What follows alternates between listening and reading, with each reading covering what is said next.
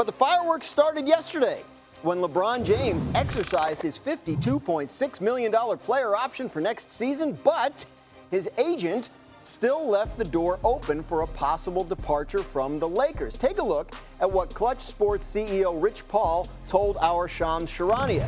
Quote, LeBron wants to compete for a championship. He knows the Lakers are building for the future. He understands that, but he values a realistic chance of winning it all. We are very appreciative of the partnership that we've had for 8 years with Jeannie and Rob and consider the Lakers as a critical part of his career. We understand the difficulty in winning now while preparing for the future. We do want to evaluate what's best for LeBron at this stage in his life and career. He wants to make every season he has left count, and the Lakers understand that, are supportive, and want what's best for him. So Kendrick Perkins joining us now here for our second hour. But Wendy, I got to start with you here. Help me understand what happened here. He opts in, but the agent's sort of leaving the door open? Yeah, that's a lot of words, none of which are LeBron is really excited to play for the Lakers in 2025-26 for $53 million. Now, I want to be clear, and I know that a lot of fans are probably thinking about the possibility of LeBron being traded to their team or to another contender. I don't think LeBron James will be traded. I don't think he can be traded. He has a no-trade clause, which means that he would control all sides of a trade, where he would go, what he would get traded for. It's very unlikely that that would happen, regardless of what the options would be. Trading for a $54 million player in the modern era with all the rules is difficult. If you're a contender, trading for him is next to impossible. So I don't think that's what's going on here. I also want to point out that the Lakers were the number 3 seed in the Western Conference last year. They have a strong team. In the next 2 to 3 days, I expect them to add a piece or two to improve their hand. It's going to be very difficult to win the West. It's very, very competitive in the Western Conference. But this is not a team that's facing a rebuild, which partially makes Rich Paul's comments confusing. All right, as I mentioned, Big Perk joining us this hour as our new voice. So what was your reaction to everything that went down with LeBron yesterday? Nothing at all. Because, look, he's not going to be traded. Wendy just talked about it. I heard Bobby earlier in the show saying that he has no trade value. Look, LeBron is not going anywhere. Here's the thing that Rich Paul said in that statement. The Lakers are building for the future. The future is now. And it's not just far as with LeBron James, it's with Luka Doncic. Right? Luka Doncic just went to the finals 2 seasons ago. He's ready to win now.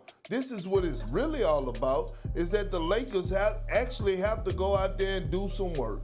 They can't be lazy. They can't just see what's on the market and make a big splash. No, you actually have to put the pieces and take your time and evaluate players and see what type of system you want to run and go out there and do what you got to do. See if you want to bring certain guys back like a Rui Hachimura, Austin Reeves, or whatever the case may be, or is it other talent out there that you need to go out there and get? And the beautiful part about this, Oklahoma City has set a standard, a bar of how to do things, how to build things, and how to get it done while doing it in the right way. So the Lakers just have to go out there as far as their front office and do their damn homework. I got nothing from this. So just so I'm clear on what you're saying, Perk, like you don't believe LeBron wants out. You think this is Rich Paul trying to push the Lakers to do something this offseason to make sure that they give him the best chance before he's done?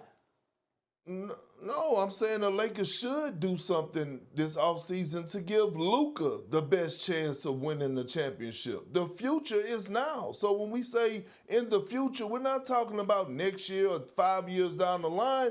Luka went to the NBA Finals 2 years ago.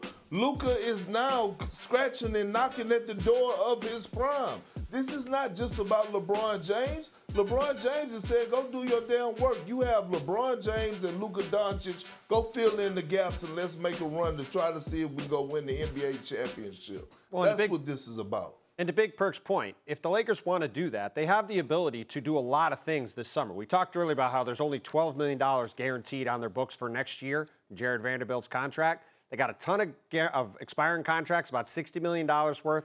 They got Austin Reeves if they decide to that he and Luka Doncic long-term are not a defensive duo good enough to get all the way in the playoffs. He's a very valuable player to trade. They have draft picks they can use. They have a lot of stuff that they can do to potentially change up this roster on top of the fact that, as Bobby said earlier, they've got a couple of different exceptions to go sign guys for more than the minimum. So this is a Laker team that was a 50-win team last year with Luka Doncic not at 100%, has him after a full offseason, likely coming back at 100%, with LeBron James is still an All-NBA caliber player, and with the ability to improve around him. So there is a lot of stuff they can do. And as Perk said, when they traded for Luka Doncic, it's not like the Lakers were getting a guy who's comfortable going through some sort of long rebuilding process. This is a guy who's used to winning, has been in the conference finals multiple times, has been in the finals, and expects to win. Even if LeBron does or did want out, right, is that a move these Lakers could even make without significantly hurting their team?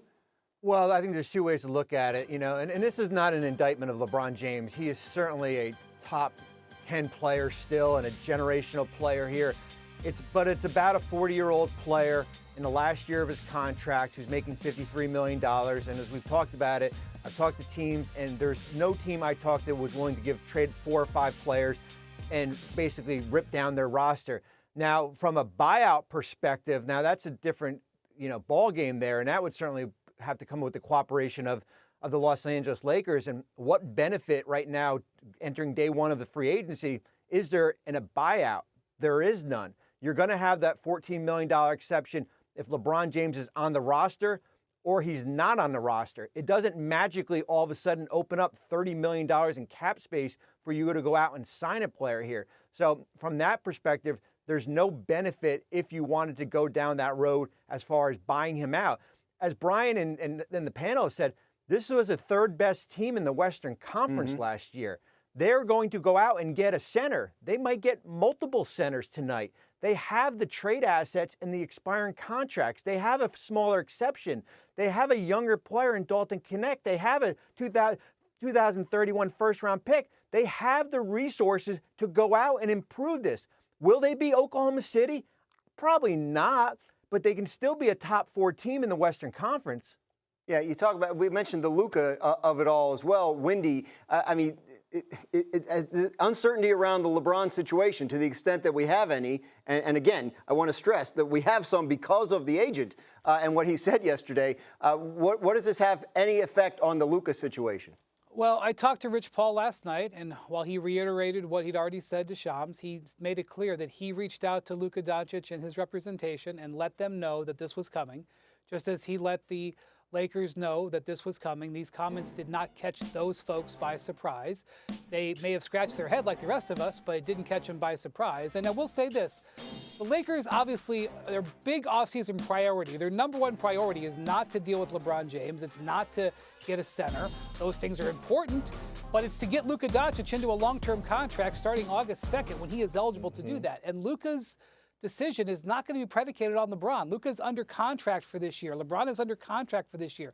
Luka is making a decision for 2026 and forward, and LeBron's not going to be a part of that. So the moves that the Lakers make now and throughout this season have to be based on 2026 and forward, which is what Rich Paul is acknowledging with LeBron's decision of only pick up the option and not extend and not do anything else. Perk, that's why this is an odd situation, right? Like this, there's almost 2 different timetables. You have the short-term, LeBron wants to win it again before he's done, and then they have to build this team around Luka. You think they can do both? I believe they can. I mean, why wouldn't they? You have an international superstar in Luka Doncic, that just went to the NBA Finals. You just have to go do your damn work and do your damn job and don't be lazy at it. And just make sure you know what you want to do. You have a guy in J.J. Redick who did an outstanding job as the head coach last year and is going to continue to improve, right? You get with J.J. Redick, you get on the same page, you figure out how you want to play, what style you want to play, what players you may want that's out there and available, what moves or what guys you want to bring back, and then you go from there. You're not in the worst position when you have LeBron James and Luka Doncic under a year. So, yes, but the future is now when it comes to Luka Doncic. Yeah, and look, I think, as Perk said before, there's a way to do both things. The Lakers can go out and look for guys that fit with Luka Doncic going forward and still get guys that help them win right now. They don't have to get guys that are 19 years old and they're going to be good in 2030. Like, they can get guys who can help them win right now and allow this team to be competitive in the Western Conference. Because, again, they are walking into it with a top 5 player in the world in Luka Doncic, and at worst, a top 15-ish player in the world in LeBron James. You have 2 of those guys on your team, you have a chance to win any series. If the Lakers go into the playoffs next year with Luka and LeBron 100% healthy, with a supporting cast around them, they're going to believe they have a puncher's chance to beat anybody, even including the Oklahoma City Thunder. Yeah, I think that's one of the big things, right? Like LeBron, even though he's closer to the end than the beginning, obviously, pretty good player last year. It's not like he can't help a team win now.